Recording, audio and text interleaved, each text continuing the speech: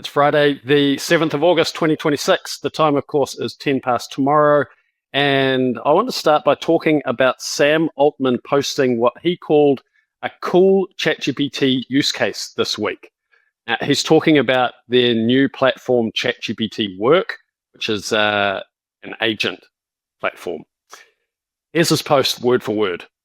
Cool use case I heard of ChatGPT Work last night. Connect your family calendars. Tell ChatGPT what your kids are interested in. Then, every morning on the drive to school, have it make a podcast about one child's football game, another child's birthday, some news, etc.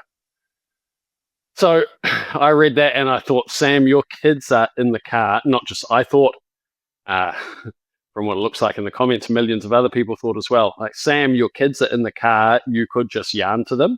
And so when I saw it, I actually whacked up in the moment an admittedly pretty sarcastic post on LinkedIn, replying to Sam a few days on, and looking back at it now, the post might have been a little bit unfair. Like, if I was to give him the benefit of the doubt and say, look, that was a casual post that he just fired off. Yes, I guess a family could listen to a podcast like that together from ChatGPT, have a laugh about it, use it to start a conversation, maybe once in a while. But even giving him the benefit of the doubt, I've kept on chewing on that idea. Actually, it stuck with me this week because I think it accidentally opens up and talks to something a bit bigger. Because a school run, taking his kids, dropping them off to school, it obviously looks to Sam Altman like bedtime that he feels like he has to fill with something.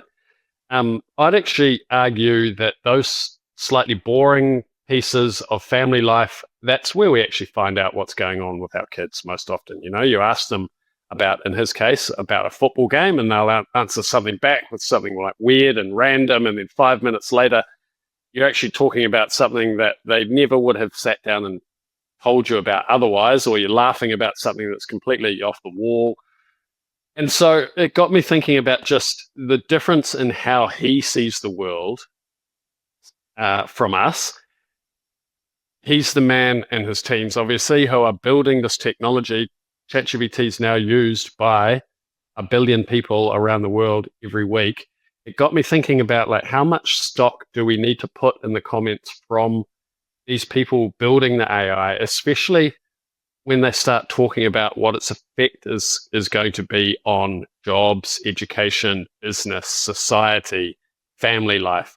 Because I think that, yes, they have an incredibly close view, obviously, of what AI can do technically, and we should listen to them on that. But,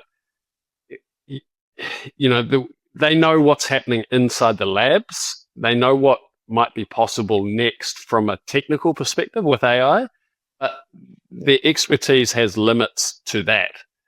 If I go back to last year, April 2025, Mark Zuckerberg gave an interview where he referred to the statistic that the average American has fewer than 3 friends, but they want something like 15. He then went to talk about AI taking on more social tasks, including virtual therapists, friends, and even girlfriend-style companions. And to be fair to him, he did say physical relationships are better and AI wouldn't replace them probably. And he actually gave an example that I really like of you can use AI to prepare for difficult human conversations, like with your partner or with your boss, and the AI can help you think, but then you still go and have that human conversation.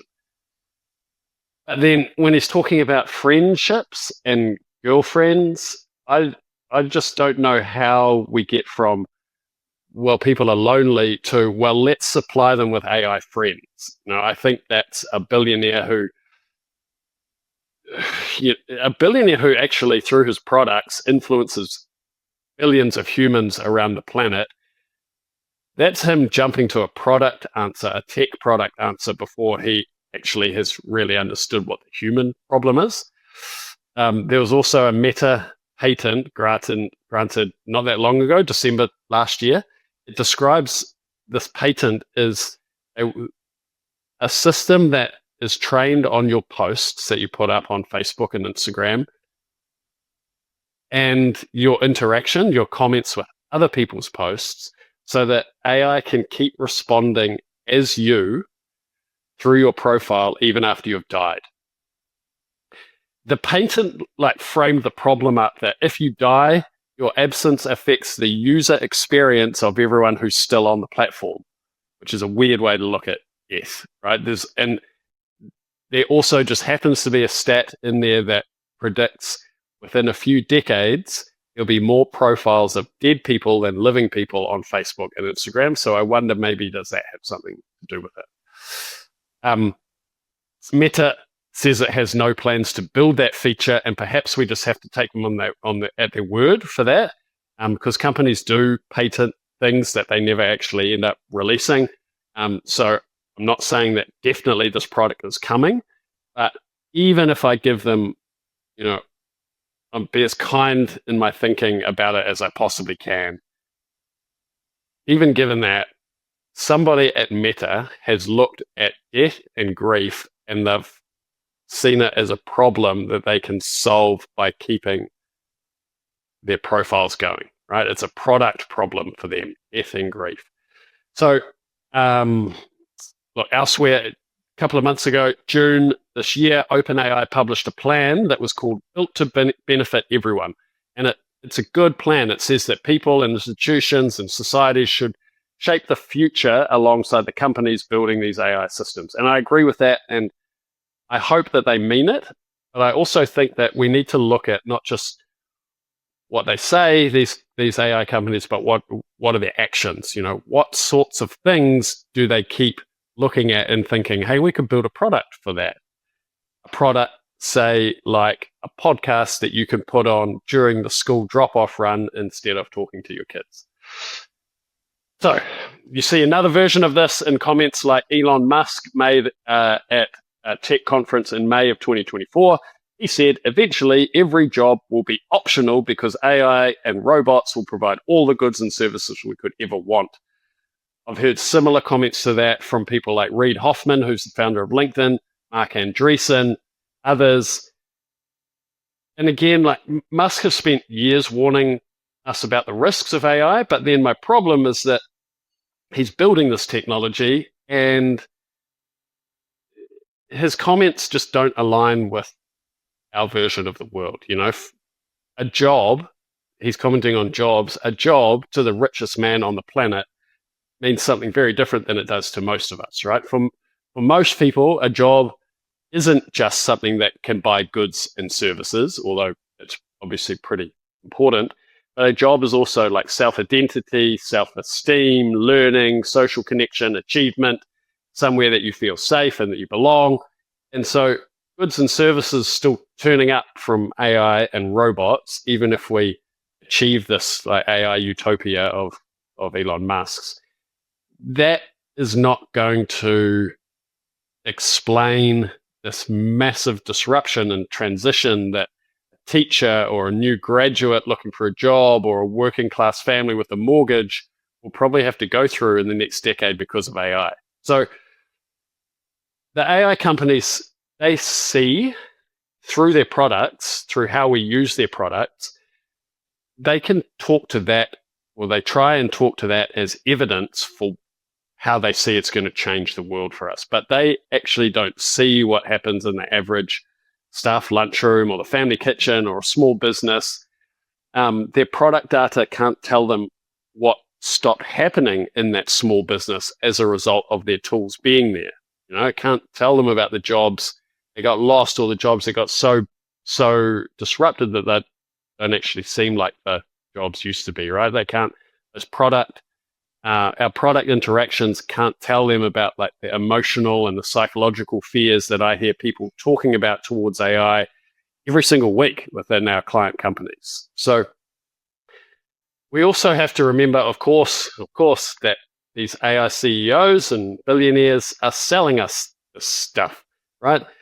And of course, that doesn't make every prediction that they make wrong or that we should disregard it by default, but it's certainly worth factoring into our considerations. To balance things out a bit and to be fair to them, these same AI leaders have said some really sharp things about where AI is heading to.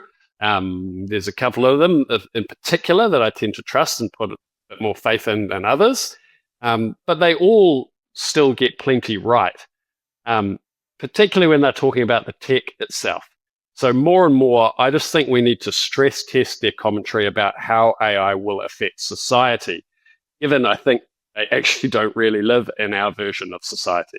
So I also have to say I can't imagine the pressure involved in running one of these tech labs, AI labs. You know, the hundreds and hundreds of billions of dollars on the line, safety research and governments and half the world analyzing every sentence that you post, like I'm doing to Sam Altman now. And of course, they're only human and they have blind spots, and maybe expecting like perfect decisions from them is ridiculous.